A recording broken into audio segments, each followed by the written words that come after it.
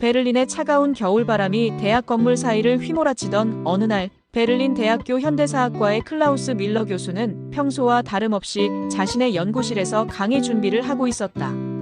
50대 중반의 그는 지난 20년간 전 세계 민주주의와 독재 정권의 역사를 연구해온 독일의 대표적인 현대사 학자였다.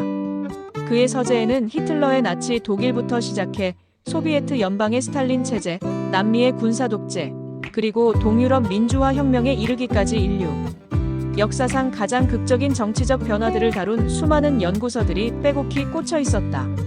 그날도 그는 학생들에게 들려줄 민주주의 발전사에 관한 자료들을 정리하고 있었다.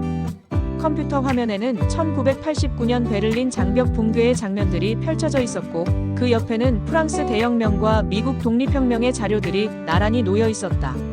그런데 인터넷 뉴스를 확인하던 중 그의 시선을 완전히 사로잡는 영상 하나가 나타났다.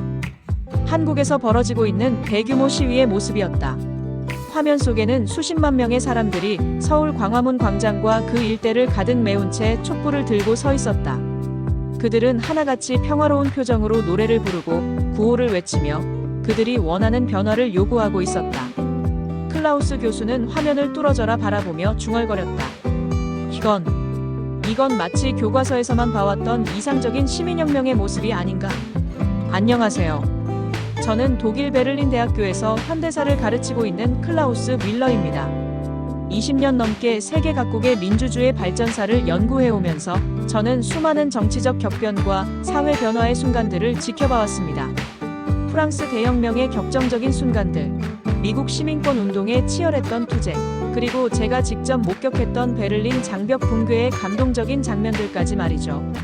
하지만 2016년 겨울, 컴퓨터 화면을 통해 본 한국의 촛불 시위는 제게 완전히 새로운 충격을 안겨주었습니다. 그 순간 저는 확신했습니다. 저건 제가 평생 연구해온 민주주의 이론이 현실에서 가장 완벽하게 구현된 모습이다라고 말입니다. 저는 그날 밤 잠을 이룰 수가 없었습니다. 한국에서 벌어지고 있는 시위의 모든 영상과 기사들을 찾아 읽고 또 읽었습니다. 놀라운 것은 시위의 규모만이 아니었습니다. 100만 명이 넘는 사람들이 모였다는 것 자체도 경이로웠지만 더욱 놀라운 것은 그들이 시위를 진행하는 방식이었습니다. 제가 지난 수십 년간 연구해온 대부분의 민중봉기와 시위들은 어김없이 폭력과 파괴를 동반했습니다. 프랑스 대혁명 때는 바스티유 감옥이 점령당했고 1968년 파리의 5월 혁명에서는 학생들과 경찰 간의 격렬한 충돌이 벌어졌습니다. 미국의 민권운동 과정에서도 수많은 유혈 사태가 있었고 심지어 우리 독일의 68혁명에서도 상당한 물리적 충돌들이 있었죠. 그런데 한국의 촛불 시위는 달랐습니다. 영상 속에서 저는 믿을 수 없는 장면들을 목격했습니다.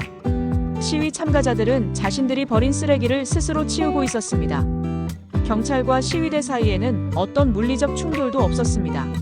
상점들은 문을 열고 장사를 계속했고 시위 참가자들은 그 상점들에서 음료와 간식을 사 먹으며 상인들과 웃으며 이야기를 나누고 있었습니다. 더욱 놀라운 것은 시위의 문화적 성격이었습니다.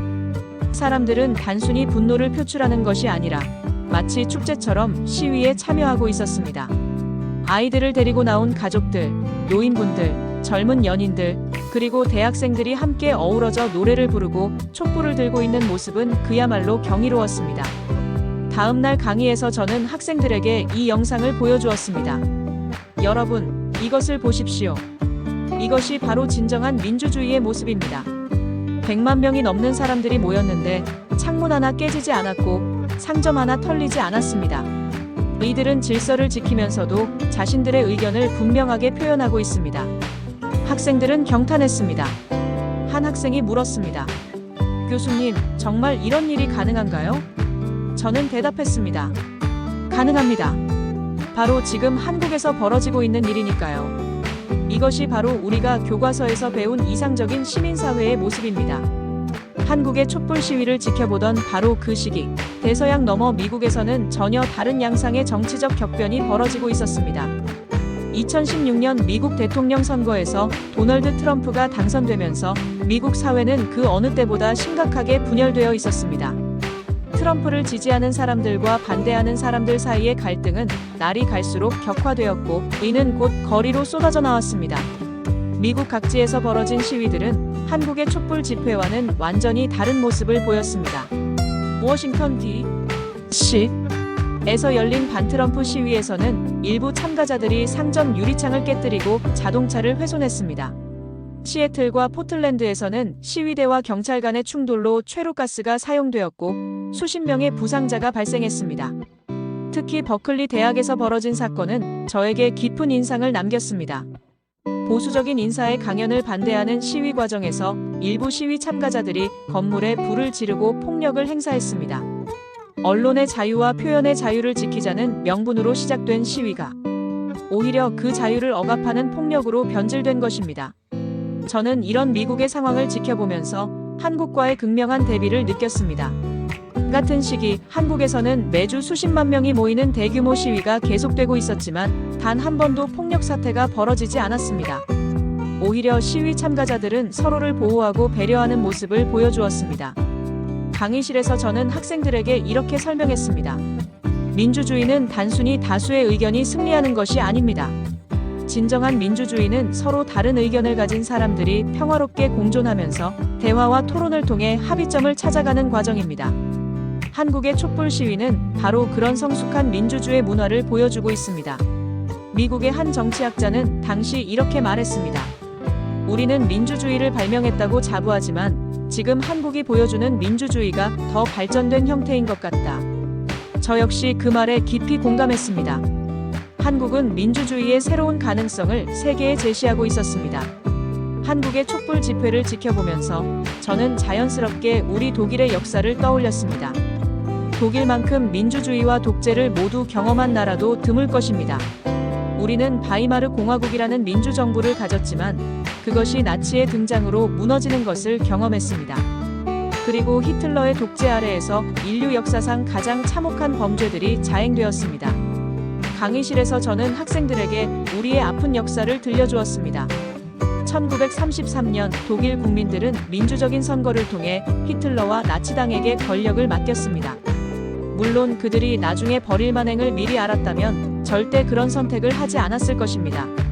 하지만 결과적으로 민주주의는 무너졌고 우리는 12년간의 어둠을 경험해야 했습니다. 그 후 1945년 해방과 함께 우리는 새로운 민주주의를 건설했습니다. 다시는 그런 일이 일어나서는 안 된다는 다짐과 함께 말이죠. 하지만 솔직히 말하면 우리 독일의 민주화 과정은 한국만큼 극적이거나 감동적이지는 않았습니다. 우리는 연합국의 도움과 감시 하에서 점진적으로 민주주의를 회복해 나갔죠. 1989년 베를린 장벽이 무너질 때의 일도 들려주었습니다. 저는 그때 젊은 대학원생이었는데 직접 그 현장에 있었습니다. 수십만 명의 동독 주민들이 자유를 요구하며 거리로 나왔고 결국 장벽은 무너졌습니다. 그것은 분명히 감동적인 순간이었습니다. 하지만 그 과정에서도 일부 혼란과 충돌이 있었고 완전히 평화롭지만은 않았습니다. 반면 한국의 촛불 시위를 보세요. 이들은 완전히 평화로운 방법으로 그리고 스스로의 힘으로 거대한 정치적 변화를 만들어내고 있습니다. 이것은 정말 놀라운 일입니다. 독재를 겪었던 나라가 30년 만에 세계에서 가장 성숙한 민주주의 문화를 보여주고 있는 것이니까요. 한 학생이 질문했습니다. 교수님, 그럼 한국이 독일보다 민주주의가 더 발달한 건가요? 저는 잠시 생각한 후 대답했습니다. 발달했다기보다는 다른 형태의 민주주의를 보여주고 있다고 해야겠죠. 우리 독일은 제도적으로 안정된 민주주의를 구축했지만 한국은 시민들이 직접 참여하는 생동감 있는 민주주의를 보여주고 있습니다. 둘 다 소중한 가치입니다. 한국과 미국의 시위 문화를 비교 분석하면서 저는 두 나라의 근본적인 문화적 차이를 발견할 수 있었습니다. 이것은 단순히 시위 방식의 차이를 넘어서 민주주의에 대한 서로 다른 이해와 접근 방식을 보여주는 것이었습니다. 미국의 민주주의는 개인의 자유와 권리를 최우선으로 여깁니다. 라이프, 리버티, 언드 더 퍼스트 어브 해피너스라는 독립선언서의 이념에서 보듯이 미국인들은 개인의 자유가 모든 것에 우선한다고 생각합니다. 이런 문화적 배경 때문에 미국의 시위는 종종 개인의 분노와 좌절의 표출로 나타납니다. 자신의 권리가 침해받았다고 느낄 때 미국인들은 거침없이 그 분노를 드러내며 때로는 그것이 폭력적인 형태로 발현되기도 합니다. 반면 한국의 촛불 시위에서 저는 완전히 다른 문화적 DNA를 발견했습니다. 한국의 시위 참가자들은 분명히 분노하고 있었습니다. 그들의 대통령이 국정을 농단했고 국민을 기만했으니까요. 하지만 그 분노의 표출 방식은 미국과는 정반대였습니다. 한국인들은 개인의 분노보다는 공동체의 목소리에 더 집중했습니다. 아이고 추운데 고생이 많습니다라며 서로를 배려하는 모습, 시위가 끝난 후 자발적으로 쓰레기를 치우는 모습, 그리고 무엇보다 아이들과 노인들까지 함께 참여할 수 있도록 평화로운 분위기를 유지하는 모습에서 저는 한국 문화의 독특함을 발견했습니다. 강의에서 저는 학생들에게 이렇게 설명했습니다. 한국인들은 우리라는 공동체 의식이 매우 강한 민족입니다. 개인의 권리도 중요하지만 그보다는 우리 모두가 잘 살 수 있는 방법을 찾는 것을 더 중요하게 생각합니다. 그래서 시위도 나의 분노가 아니라 우리의 소망을 표현하는 방식으로 진행되는 것입니다. 또한 한국의 촛불 시위에는 분명한 목표와 비전이 있었습니다. 단순히 기존 질서를 파괴하거나 분노를 표출하는 것이 아니라 더 나은 미래를 만들기 위한 건설적인 에너지가 있었습니다. 이게 나라냐라는 질문 속에는 우리가 원하는 나라는 이런 게 아니다라는 명확한 비전이 담겨 있었습니다. 미국의 시위가 종종 반대를 위한 반대의 성격을 띠는 반면 한국의 촛불 시위는 더 나은 내일을 위한 오늘의 행동이라는 미래지향적 성격을 가지고 있었습니다. 이런 차이점은 민주주의에 대한 두 나라의 서로 다른 철학을 보여주는 것이라고 생각합니다. 한국의 촛불혁명이 단순히 한 나라의 내정 문제가 아니라는 것을 깨달은 것은 세계 각국의 언론과 학계의 반응을 지켜보면서였습니다. CNN, BBC, 르몽드, 프랑크푸르터, 알게마인의 차이툰까지 세계 유수의 언론들이 한국의 촛불 시위를 상세히 보도했습니다. 그들은 단순히 뉴스를 전달하는 것이 아니라 한국이 보여준 새로운 형태의 민주주의에 대해 깊이 분석하고 있었습니다. 저 역시 이 현상을 학문적으로 분석하기 시작했습니다. 한국의 촛불혁명은 여러 면에서 기존의 민주주의 이론을 뛰어넘는 새로운 모델을 제시하고 있었기 때문입니다. 저는 이를 21세기형 참여민주주의라고 명명했습니다. 첫째, 기술의 활용입니다. 한국의 시위 참가자들은 소셜미디어를 통해 실시간으로 소통하고 조직했습니다. 하지만 이것이 단순한 온라인 동원에 그치지 않았습니다. 온라인에서 시작된 논의가 오프라인의 구체적이고 평화로운 행동으로 이어졌고 그 과정에서 기술은 민주주의를 더욱 활성화시키는 도구가 되었습니다. 둘째, 세대와 계층을 초월한 참여였습니다. 한국의 촛불 시위에는 10대 청소년부터 80대 노인까지 그리고 노동자부터 기업 임원까지 모든 계층의 사람들이 함께 참여했습니다. 이는 프랑스의 노란 조끼 시위나 미국의 월가 점령 시위가 특정 계층에 집중되었던 것과는 확연히 다른 모습이었습니다. 셋째, 명확한 목표 의식이었습니다. 한국의 시위 참가자들은 단순히 현 정부에 대한 불만을 표출하는 것이 아니라 구체적이고 실현 가능한 목표를 가지고 있었습니다. 대통령 탄핵이라는 헌법적 절차를 통한 정권 교체, 그리고 더 투명하고 공정한 사회로의 변화라는 건설적인 비전이 있었습니다. 저는 이런 특징들을 종합하여 학술 논문을 작성했습니다. 논문의 제목은 더 코리언 마덜 오브 디마크러시 A New Paradigm for Civic Engagement in the 21st Century였습니다. 이 논문에서 저는 이렇게 썼습니다. 한국은 21세기 민주주의의 새로운 가능성을 세계에 제시했다. 그들이 보여준 것은 단순히 정권을 교체하는 방법이 아니라 시민이 진정한 주권자가 되는 길이다. 폭력 없이 질서 있게 그리고 미래에 대한 희망을 품고 변화를 만들어낸 한국의 경험은 전 세계 민주주의 발전에 귀중한 교훈을 제공한다. 이 논문은 유럽 정치학회에서 큰 주목을 받았고 여러 나라의 정치학자들이 한국을 방문해 직접 연구하는 계기가 되었습니다. 한국이 세계 민주주의 발전의 새로운 이정표가 된 것입니다. 제가 한국의 민주주의에 대해 강의를 계속하면서 학생들의 질문도 점점 더 깊어졌습니다. 처음에는 단순히 신기해하던 학생들이 이제는 진지하게 자신들의 나라와 비교하며 고민하는 모습을 보였습니다. 가장 기억에 남는 질문 중 하나는 마리아라는 스페인 출신 교환 학생의 것이었습니다. 교수님, 우리 스페인도 프랑코 독재를 겪었는데 왜 한국처럼 하지 못했을까요? 우리는 지금도 카탈루냐 독립 문제로 사회가 분열되어 있는데 어떻게 하면 한국처럼 통합된 목소리를 낼 수 있을까요? 저는 잠시 생각한 후 대답했습니다. 스페인의 민주화 과정도 분명히 성공적이었습니다. 하지만 한국과는 다른 조건들이 있었죠. 한국은 분단이라는 특수한 상황 때문에 오히려 내부적으로 더 강한 결속력을 가질 수 있었을지도 모릅니다. 그리고 한국의 급속한 경제 발전 과정에서 형성된 집단적 성취 경험도 중요한 요인이었을 것입니다. 독일 학생인 한스는 이렇게 물었습니다. 교수님, 우리 독일도 한국처럼 할 수 있을까요? 요즘 AfD 독일을 위한 대안 같은 극우 정당이 늘어나고 있는데 만약 정치적 위기가 닥친다면 우리도 한국처럼 평화롭게 해결할 수 있을까요? 이 질문에 대해서는 더욱 신중하게 답변해야 했습니다. 독일은 이미 매우 안정적인 민주주의 체계를 가지고 있습니다. 우리의 연방 시스템과 강력한 헌법재판소, 그리고 시민사회의 견제 시스템이 잘 작동하고 있죠. 하지만 한국처럼 시민들이 직접 나서서 변화를 만드는 적극적인 참여 문화는 아직 부족한 것 같습니다. 이 부분에서는 한국에게서 배울 점이 많다고 생각합니다. 미국에서 온 교환학생 제이슨의 질문은 더욱 직접적이었습니다. 교수님, 솔직히 미국이 한국보다 민주주의가 뒤처진다고 생각하시나요? 우리는 민주주의의 종주국이라고 자부해왔는데. 이 질문에는 특히 신중하게 답변했습니다. 민주주의에는 여러 가지 형태가 있습니다. 미국식 민주주의도 분명히 훌륭한 장점들이 있죠. 개인의 자유를 보장하는 시스템, 삼권 분립의 원칙, 그리고 다양성을 인정하는 문화 등이 그것입니다. 하지만 한국이 보여준 것은 또 다른 형태의 민주주의입니다.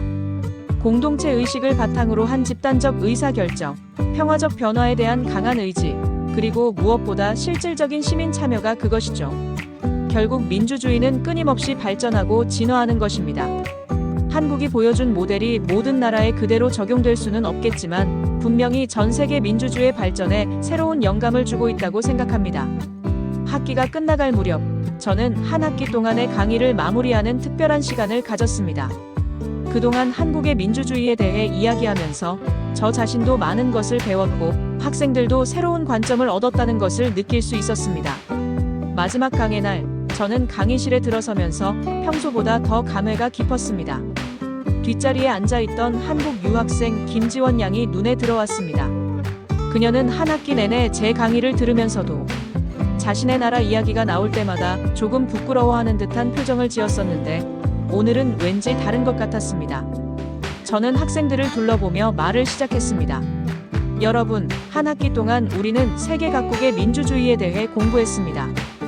프랑스 대혁명의 격정, 미국 독립의 이상, 독일 통일의 감동, 그리고 동유럽 민주화의 희망까지. 하지만 그 중에서도 가장 인상 깊었던 것은 역시 한국의 촛불혁명이었습니다. 제가 20년 넘게 민주주의를 연구하면서 깨달은 것은 진정한 민주주의는 제도나 법률만으로는 완성될 수 없다는 것입니다. 민주주의의 핵심은 시민들의 마음가짐과 문화에 있습니다. 그리고 한국은 바로 그 점에서 세계의 새로운 모범을 보여주었습니다. 저는 잠시 말을 멈추고 창밖을 바라보았습니다. 베를린의 겨울 하늘이 여전히 회색빛이었지만 제 마음은 따뜻했습니다. 한국인들은 민주주의를 피로 지켰습니다. 1980년 광주에서, 1987년 6월 항쟁에서, 그리고 수많은 크고 작은 투쟁 속에서 그들은 자유와 민주주의를 위해 희생했습니다. 하지만 그들은 거기서 멈추지 않았습니다. 2016년 겨울, 그들은 그 민주주의를 평화로 완성했습니다. 이것이 얼마나 어려운 일인지 여러분도 잘 알 것입니다. 분노할 때 평정심을 유지하는 것, 힘이 있을 때 폭력을 자제하는 것, 그리고 승리했을 때도 겸손함을 잃지 않는 것. 한국인들은 이 모든 것을 해냈습니다. 한 학생이 손을 들고 말했습니다. 교수님, 그럼 우리도 한국처럼 할 수 있을까요? 저는 미소를 지으며 대답했습니다. 할 수 있습니다. 하지만 쉽지는 않을 것입니다. 한국의 성공은 하루아침에 이루어진 것이 아니니까요. 그들은 수십 년간 민주주의를 위해 싸워왔고 그 과정에서 성숙한 시민의식을 기를 수 있었습니다. 여러분이 기억해야 할 것은 민주주의는 결코 공짜가 아니라는 것입니다. 그것은 끊임없는 노력과 관심, 그리고 때로는 희생을 요구합니다. 한국인들이 보여준 것처럼 우리 모두가 적극적으로 참여하고 서로를 존중할 때만 진정한 민주주의가 가능합니다. 강의를 마치려는 순간 뒷자리에 김지원 양이 조용히 손을 들었습니다. 교수님, 말씀드려도 될까요? 저는 고개를 끄덕였습니다. 그녀는 일어서서 떨리는 목소리로 말하기 시작했습니다. 저는 그때 광화문에 있었습니다. 처음에는 그냥 친구들과 구경하러 간 거였어요. 하지만 그곳에서 본 것들이 할머니가 추운데도 촛불을 들고 계시고 아저씨들이 서로 자리를 양보하시고 아이들이 부모님과 함께 노래를 부르는 모습이 그때 처음으로 제가 한국인이라는 것이 자랑스러웠습니다. 그녀의 눈에서 눈물이 흘러내렸습니다. 외국에 와서 공부하면서 때로는 우리나라가 부끄럽게 느껴질 때도 있었어요.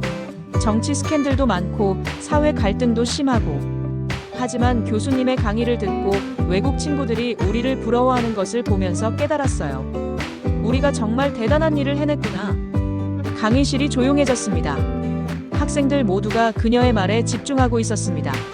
저 역시 감동받았습니다. 그녀의 진솔한 고백 속에서 한국 민주주의의 진정한 의미를 다시 한번 확인할 수 있었기 때문입니다. 저는 마지막으로 이렇게 말했습니다. 지원 양, 고맙습니다. 여러분이 들은 것처럼 한국의 민주주의는 단순히 정치적 성취가 아닙니다. 그것은 한 민족의 성숙함과 지혜의 결실입니다. 그리고 그것은 전 세계가 배워야 할 소중한 유산입니다. 언젠가 미국도 독일도 그리고 전 세계 모든 나라가 한국처럼 기쁨을 누릴 수 있기를 바랍니다. 평화로운 변화의 기쁨, 함께 만들어가는 미래의 기쁨을 말입니다. 우리는 한국에게서 배워야 합니다. 민주주의는 투쟁으로 지키고 평화로 완성하는 것이라는 것을 말이죠. 강의가 끝나고 학생들이 하나둘 나가는 중에도 김지원 양은 자리에 앉아 있었습니다. 저는 그녀에게 다가가 말했습니다. 지원 양, 당신의 나라를 자랑스러워하세요. 그리고 그 자랑스러운 전통을 이어가는 사람이 되시기 바랍니다. 그녀는 고개를 끄덕이며 환하게 웃었습니다. 그 순간 저는 확신했습니다. 한국의 민주주의는 끝난 것이 아니라 시작이라는 것을, 그리고 그것은 한국만의 것이 아니라 전 인류가 공유해야 할 소중한 유산이라는 것을 말입니다. 여러분, 오늘 독일 역사학자의 눈에 비친 한국의 민주주의 어떠셨습니까? 세계가 인정하는 위대한 시민의 힘, 바로 우리 한국이 만들어낸 기적이었습니다. 언젠가 미국도 독일도 부러워하는 그 길을 우리는 이미 걸어왔습니다. 앞으로도 세계 속에서 한국이 어떻게 빛나는지 더 놀라운 이야기로 찾아뵙겠습니다. 그러니 구독과 좋아요 잊지 마시고 다음 영상도 꼭 함께 해주세요. 여러분의 가슴을 더욱 뜨겁게 할 또 다른 한국의 기적이 기다리고 있습니다.